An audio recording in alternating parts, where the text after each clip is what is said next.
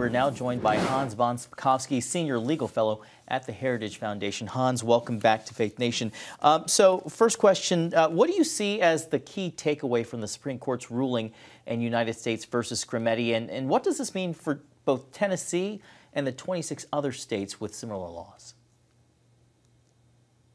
Well, the laws were challenged under the idea that they violated the Equal Protection Clause of the 14th Amendment. And what the Supreme Court said was there's no equal protection issue here. It's not discriminatory. It applies to all minors, regardless of their sex. And moreover, you know, the challengers tried to say that heightened scrutiny, strict scrutiny should apply. That's the strictest standard that the Supreme Court applies when legislatures pass laws. No, the court said all the legislature needed was a rational reason for passing this legislation. And there were more than rational reasons. You know, the court said, look, this issue is, there's fierce scientific and cultural debate about this.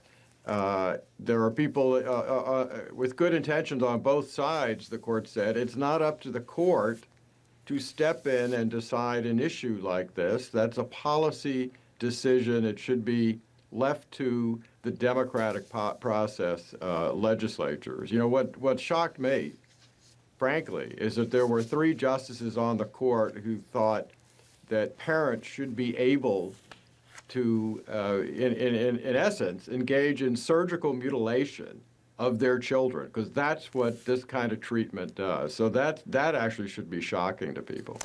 You know, Justice Sonia Sotomayor, to your point, in her dissent, she argued that the majority ruling abandons transgender children and is influenced by political whims. Hans, what's your reaction to that? This treatment is dangerous. It's so dangerous that in England they have banned it.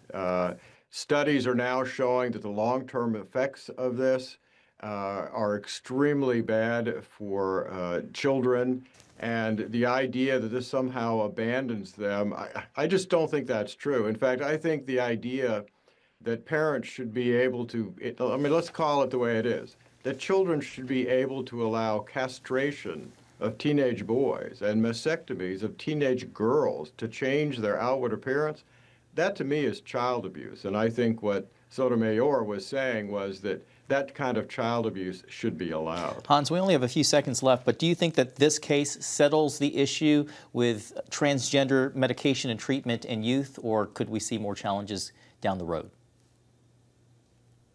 No, this settles the issue. This means that the 24 states that have put in these kind of bans are safe now from any kind of challenges. So when it comes to minors, this issue is settled. Okay, Hans von Spakovsky with the Heritage Foundation. Always good to see you, Hans. Thank you.